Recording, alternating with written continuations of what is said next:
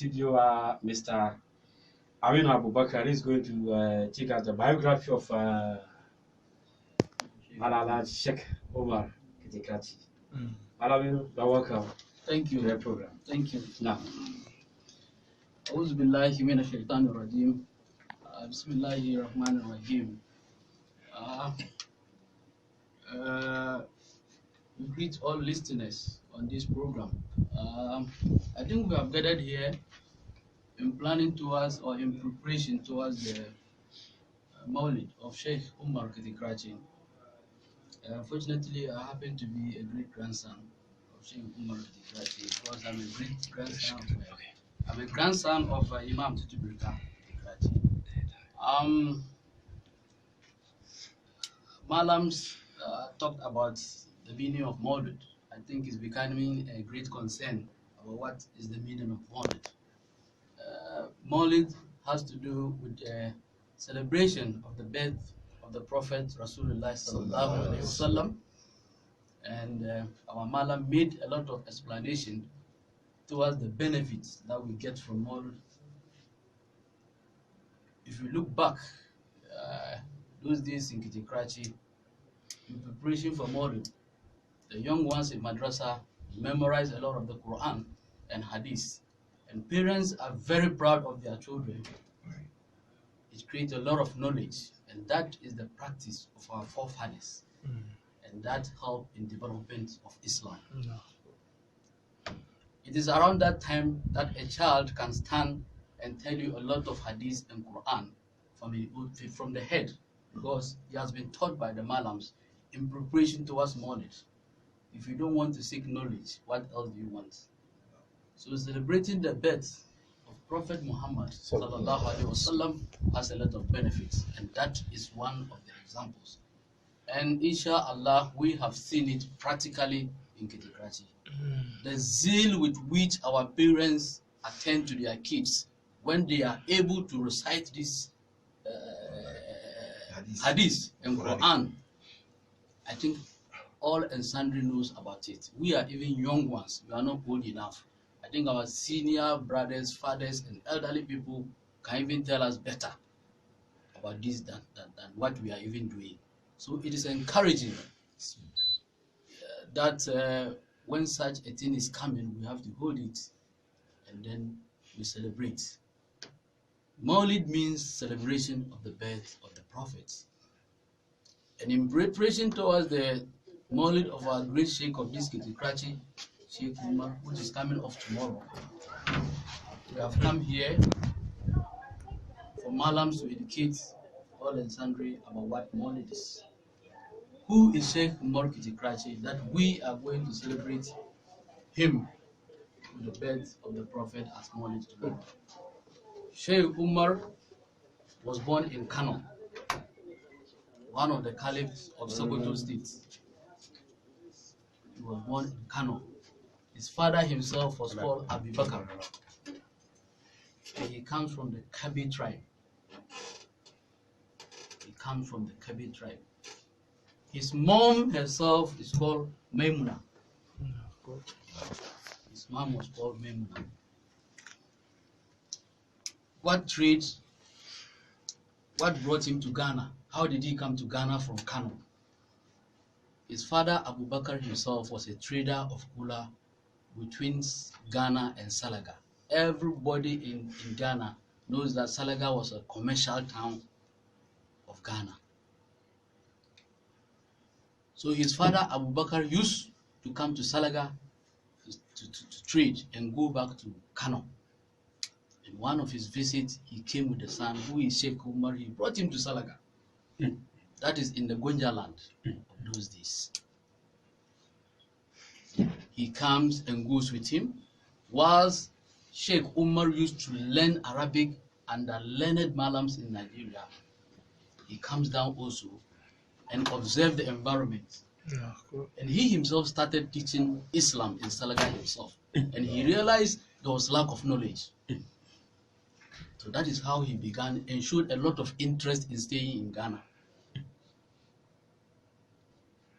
So one day he told his father he's going to stay in Salaga to propagate Islam. Allah.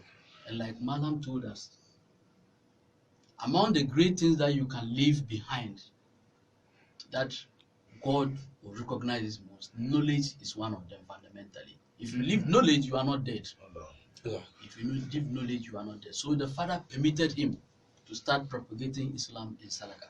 The father went back, Sheikh Umaru stayed. The father came back, Sheikh Umaru was in Salaga. Sometimes he goes back with him and come back. Until the father died in 1880. Then Shehu decided to stay in Salaga to continue propagating his Islam. So he stayed in Salaga in the 1880s, over 15 to 20 years, getting to 20 years. And unfortunately, there was a civil war in Salaga. Our fathers who knows history knows that. There was a civil war. So that brings about his migration from Salaga to Kete-Krachi. So he came to Krachi around 1896. So if you subtract 1896 from if you subtract 1880 to 1896, that means he stayed about 15 to 16 years in Salaga propagating Islam. Yeah. So he came to settle in Krachi and started propagating Islam again. Created an Arabic school, exhibited knowledge. And by then it was in the colonial era of the Germans. So the Kete-Krachi territory was under the German colony at that time. To the extent that the Germans themselves had personal interest in Sheikh Umaru because of his knowledge. Allah Akbar. Allah Akbar. At the time, the Germans were trying to look for gold in the environment. Sheikh Umaru could only point directly to them. Go here, you will find the gold. Allah. Whilst they are using equipment to look for the gold, Sheikh Umaru could point to where the gold is and will pick it up. Allah. It means without using Without equipment. using equipment. Allah. So the Germans themselves became interested in Sheikh Umaru to the extent that one of the top officials of German became a Muslim. And he was called Musa. Allahu Akbar. Yes, he was called Musa. Atakbir. Allah. He converted to Islam. Sheikh Umaru taught him about Islam. He speaks Hausa with Sheikh Umaru at a point. Allah. So by and large, the German people realized Sheikh Umaru was even learned than the local imam he came to meet from Salaga. Allah Akbar. So they said, no, let's give the person who is most learned the imamship of the environment or of the town. Yeah. And that is how come Sheikh Umaru became the imam of Kete-Krachi. Kete-Krachi. Allah Akbar. Allah. And everybody heard him because he exhibited a lot of knowledge. Exhibited a lot of knowledge. If people could understand you before giving him the imam, there was been an exams That's right. in Kete-Krachi, not in Salga. That's right. When your submission, you make a little stick. Yes, This because Salaga. it's on radio. Because it's on radio, you cannot go in each details of the situation. There was an exam actually, Very. and he happens to be on top of the exams. Very. So because of time, we don't need to bring too much details. Yeah, it's true. So the most important thing is that he was given the exam, and he was the most qualified. What the exam does is to prove that he was the most qualified, and he was given. Allah. So he taught a lot of people. Allah. At that time, people came all the way from the north, the south, the west to come and learn in Kete-Krachi. Allah.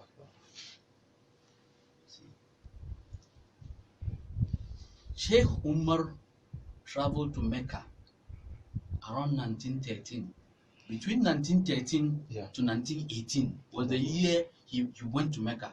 But then there was no planes. There was no airlines for you to go to Mecca in 10 hours or 12 hours. So he made the journey to Mecca between 1913 to 1918. Allah. Look at the difference. Yes. 5 years. 5 years. Made a journey to Mecca to perform his pilgrim, and he became Alhaji. It was around that time he met a lot of Malams in Mecca. We don't want to go too much of that. I'm sure Sheikh Iqlil, We'll be coming on who this. is knowledgeable. Yeah, inshallah. Not only in the history of Sheikh inshallah. Umar, Tomorrow we'll do that, but inshallah. the books of Sheikh Umar, all Inshallah. of them I know. Inshallah. No. So Sheikh Umaru is important we celebrate him. Correct. It is very important we celebrate him. Correct. If you've left knowledge, we can clearly beat our chest and say Sheikh Umaru is not dead. Allah. Because he has left behind knowledge, and that knowledge is going far. I remember when I went to KN University as a student, the day the people got to know that I'm a great grandson of Sheikh Umaru, that day I was made to lead the Shai prayer Allah. in KN University. Allah. That day, I became one of the imams of KN University.